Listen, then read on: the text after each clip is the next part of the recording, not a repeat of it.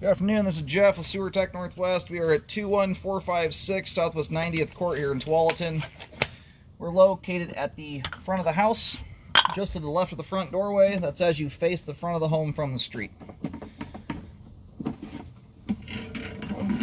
Cleanhouse sits right up next to the little concrete cover here that likely has your water shut off underneath it.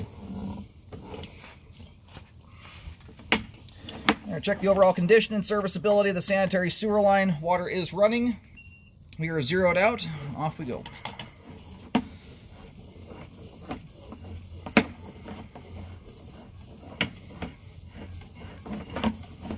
Got some grease buildup in the line here. That stuff my camera's kind of shoving along there in the flow line. We'll see how the line looks though when it drains off. Sometimes my camera does a half decent job of removing a lot of it. Anyway, once I see a continuous layer of it throughout the majority of the line is where I start recommending cleaning on it. You've got about a 1/4 inch thick layer there. If you're not familiar with grease buildup, and a combination of what we're scraping loose there is it's not just grease, it's also paper products. Rarely, when you flush a toilet, it's pretty rare that all of the solids will make it from A to B in one shot. So when that stuff stops up partway down line and it stops up in a bunch of grease, it sticks to it and it can start building up. And that's anyway, that's the concern with grease buildup, is it makes your line more prone to blocking. Just transition there to concrete pipe.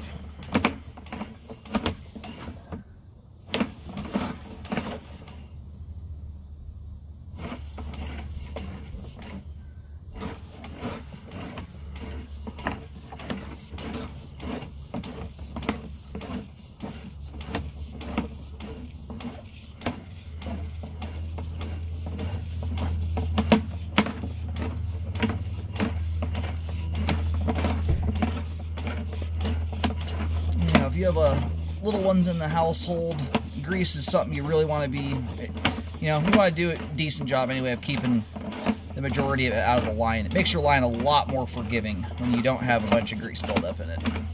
And the occasional wipe or paper towel or something of that nature goes down the line, allows that stuff to break loose a lot easier. So anyway, there's the main there. The line connects directly into the manhole. We're going to go locate that real quick here while the pipe drains out, and then we'll pull back and take a second look. Other than some grease buildup so far, the line itself here is looking pretty good.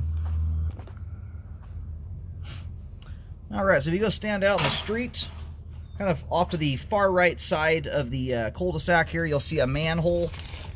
The line does a relatively straight shot to get out there. Does a little bit of turn to do it, but the angle we're running at here, and I looked down into the manhole cover to see where the line comes into it. The line kind of runs out from the house, makes about a 45-degree turn. This is kind of in general anyway, and then does a pretty straight shot off to the main. The line crosses the curb. I'll do another locate just to verify it, but right around where the front right corner of the driveway is, in case you're curious where the line's routed.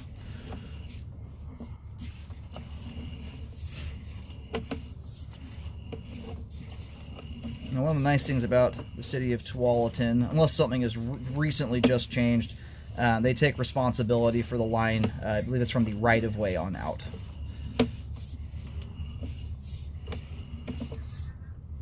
There's just still a little bit of water trickling off there. My camera's kind of pushed some stuff around, which is kind of partially damming the pipe up. That's why you have some level of water still kind of trickling through the line there.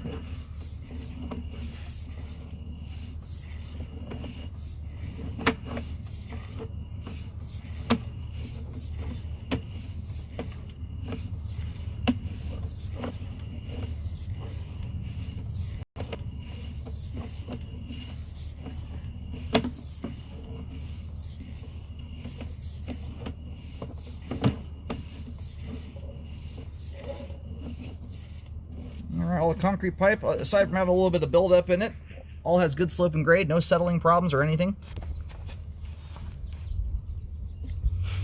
And that locate there is right on the right-of-way line, so kind of to the right of the driveway, you'll see some little gray utility boxes.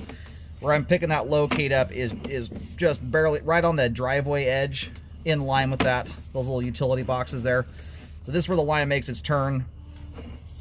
to straighten out from that point. Shoots from about that, where those utility boxes, to the manhole.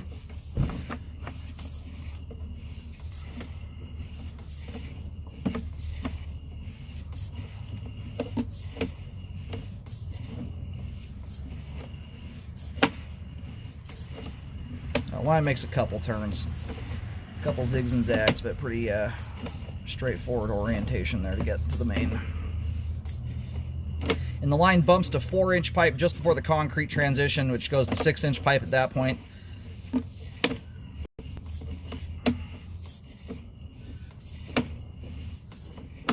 Now this is a turn here, so the line runs straight away from the house, makes a turn to jaunt across the full width of the driveway. And then over by the right side edge where the line pops out, here are those utility boxes, turns, then shoots to the main. Eyeball pretty nicely if you know where those couple spots are, how the line's routed. And my camera has scraped much of the grease loose, especially in the ABS pipe.